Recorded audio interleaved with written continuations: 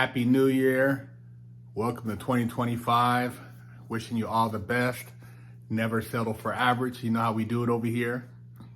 I want to share some thoughts with you guys about California and the Bay Area.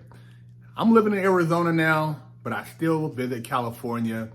I was born in Sacramento, raised in the Bay Area, also lived in Orange County, lived in San Fernando Valley, all throughout LA, and just watching how the people in office there have destroyed California with policy and just basically an open drug market. It makes you wonder, what is their ultimate objective? I mean, here's some first responders in San Francisco, and he breaks it. When it was heroin, first week of the month. Second week, you slow down. Third week, we beat the shit out of each other. Fourth week, withdrawals. Fentanyl's so goddamn cheap. Oh, and people are drunk now. Fentanyl's so cheap now, it's all month long. It's all month long. Heroin, low income, poverty, 20-year-olds, late teens, once in a while, and 40-year-olds, once in a while. This fentanyl, teens, 60-year-olds, Pacific Height doctors, down and out in the TL, dude, it is fucking crazy. Okay. It's so goddamn cheap. About how many OGs y'all go through throughout the day? In the city, I'll bet you 50, 60. 50 to 60. Easy. But the city is saying that the overdose rate is down. Hey, welcome up. I call too. How the city say about the TL? That's Thank you. They say it's cool out here. They say it's safe. They say it's safe. get shot. I guess somebody getting shot right near the left where the market is an hour. Wow. Not in the hand, right in the gut. Wow. Middle of the afternoon. 40 Yeah. got shot in Union Square. Yeah. Middle of the day. But it's safe. Newspaper says. Newspaper. I don't believe the newspaper. I believe what I see. I live here, so I believe what I see. Y'all see more than me, because y'all always riding around. So y'all know. This fentanyl, and it isn't just us. This fentanyl, Chicago, Seattle, New York, LA, it's everywhere. Yeah. There you go. Take some steps back. That Trump is one crazy fucker. But China was importing it as like nuts and bolts until he became president the first time. Then when he became president the first time, he's like, hey, wait a minute, Mr. China, that's fentanyl. And so then they shut it down. Right. The cartels aren't even messing with marijuana and heroin because you got to grow that shit. This stuff's so goddamn cheap. It's so cheap and it's easy to get. Easy And to the make. reason they're lacing the pot with it's because the pot on the street's a tenth the cost of the dispensary. Yeah. Why are you gonna pay $100 for clean marijuana when you can get marijuana right here for $10 Correct. and just roll the dice that doesn't have fentanyl in it? And the dealer said the reason they're putting fentanyl in it is because it gets them fucking hooked on it. Yeah. That's why the city is full of this shit. There's more overdoses going on that I see that they don't count. Now, I used to skateboard all over San Francisco. Our main skating grounds were the Embarcadero, Chinatown Banks, Haight Street, HP Dish, and they always told us, as far as the grown-ups, don't hang out don't go to Polk Street, don't go over by the Tenderloin. That was always kind of a rowdy area, kind of different. There's always drugs and weirdo stuff going on over there. So we never hung out over there. But other than that, we were all over the place. Golden Gate Park, just having a good time as kids. Now, I was probably at the time 12, 13 years old.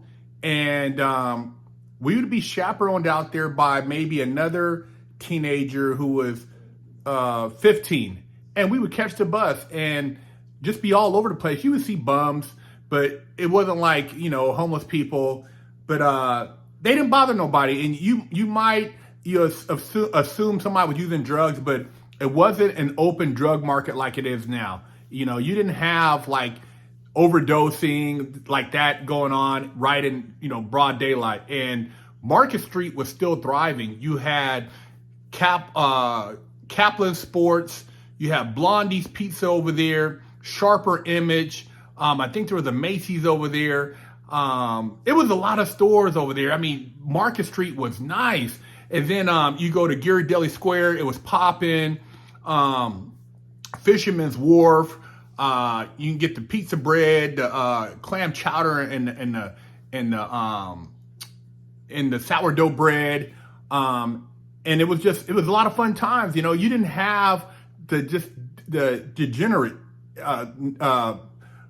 element going on in the city. The city, it was a culturally just a really fun place to hang out at, and it was a great vacation spot. I mean, people would take the ferry over to Alcatraz. I lived on Treasure Island, so I lived like it was like a vacation living there, and it was secure. There was no crime.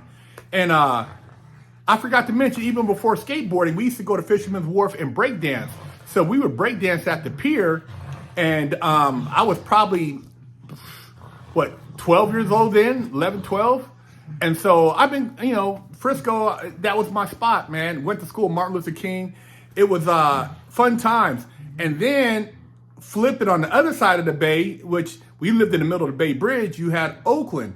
My mom worked in Richmond, Hilltop Mall. You know, if you guys are from the Bay, you know about Hilltop Mall. And, you know, we used to go shopping in Alameda. They had I forgot the store, they had an outdoor plaza, but that plaza had some stores down there that was like popping for like, you know, cool gear, you know, the Sauconys, the Adidas stuff. I mean, you know, fashion was really big back then growing up. Shoes, you had to have the right shoes on. And so my mom used to take me shopping over there in Alameda to get cool shoes and stuff. And then Eastmont Mall. Eastmont Mall, I mean, Eastmont Mall is no joke. You know, it was where the dudes from the hood went and got the fly gear and, got the fly gear, and that was in the 80s. And so it was the height of the D-boy culture. So yeah, Eastmont Mall was crazy. But got completely ramsacked. They took almost everything of value, right? Here's where this story gets crazy. Like, the owner of the store seen the whole robbery from the video footage. He calls Oakland PD. They say, stop calling. This is not an emergency. He calls the non-emergency line that they told him to call. He's on hold for hours. After that, he says in a news report on KTVU, it took the police 9 hours to show up. Here's why this is interesting. Okay, you can't blame the mayor. The mayor's gone. District attorney's gone. Prop 36 is passed and gave funding to be able to stop this. People are now looking for answers. I'm interested to see what happens moving forward because something else. I mean, and you know, Oakland always had its rough spots. I mean, on the east side, west side, you get caught slipping. You know, there could be, you know, ramifications to that. And we used to go to when I was in the BMXing. For you guys out there from the Bay, to know I'm not faking it, we used to go to Hank and Frank's over by the lake. And man, we would go and buy our bike parts. I'm talking about barking because my dog was barking over here. Get our bike parts and stuff. And yeah, man,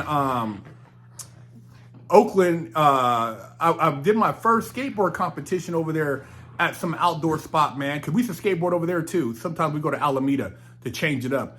But man, look at that, man. They have basically drove businesses out of Oakland, and when there's nothing left, what are the people going to say? They can't blame it on racism. You can't blame it on, you know, your leaders. You done got rid of the mayor. You done fired all these people, and the police still ain't doing their job out there. And it's, you know, it's sad when you have people who are trying to run legitimate businesses, and this is a type of public service you have.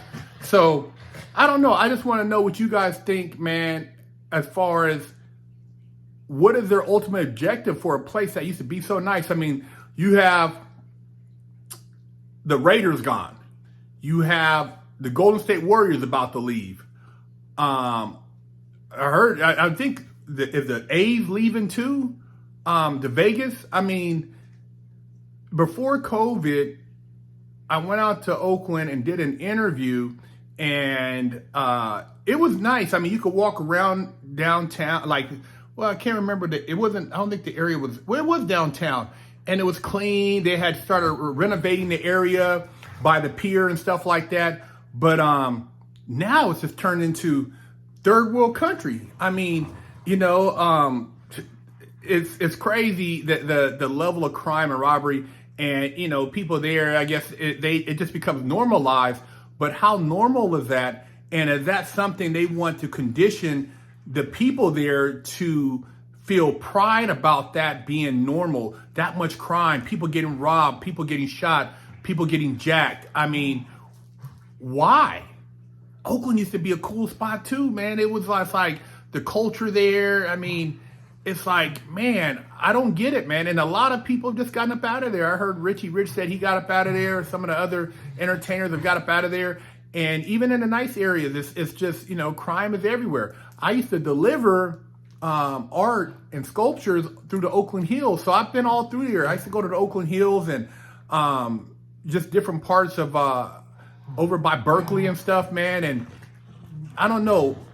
What do the people there think about the situation in there? Are they just cool and they keep feeling like, oh man, it's going to change? I mean, how's it going to change if you keep putting the same people in office? I don't get it. And like I said, the Bay was it was so culturally diverse and cool. I mean, Sausalito. I mean, I used to go out to, Carmel, Monterey. Carmel, Monterey is still nice. Santa Cruz, I used to go out there too. San Jose, Palo Alto.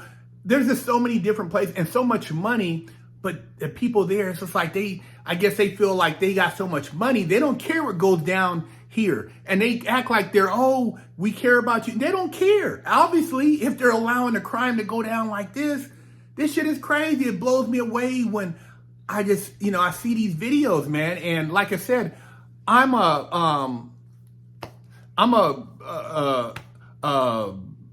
ex-Bay Area, a person that, grew up out there, man.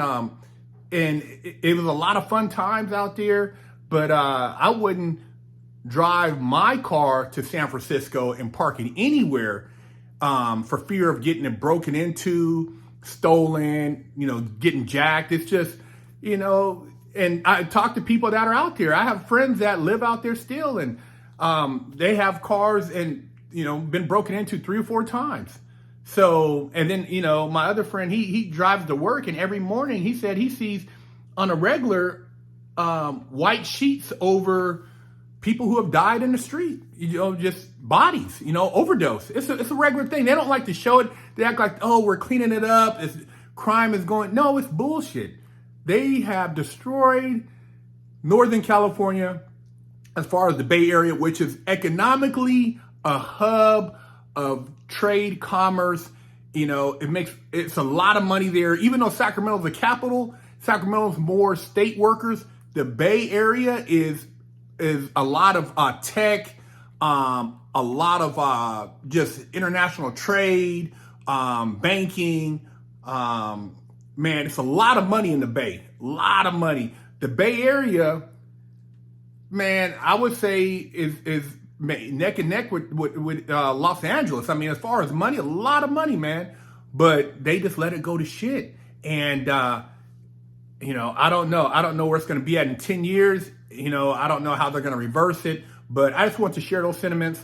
Being a California native, a Bay Area native, I've lived there, knew a lot of people from there, and it's just crazy, man. And you see it even like, up in LA now, they robbing people in Beverly Hills, and it's become normalized, these guys. So I don't know how they're going to flip it, but let me know what you think. smash that like, subscribe. You know, I'm always about the motivation and positivity, and California's become a mess, man. That's why I got up out of there. You know, the taxing, the you know, getting rid of gas cars, you know, normalizing smash and grabs. It's just, come on, man. You can't even protect yourself out there. You might catch a case for splitting somebody's wig who tried to rob you. So let me know what you guys think. Share the channel.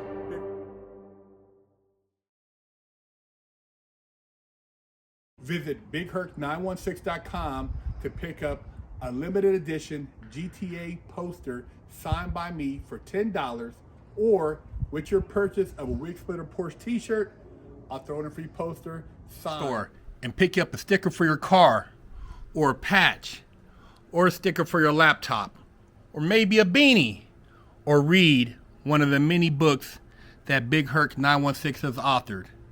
You know how we do it.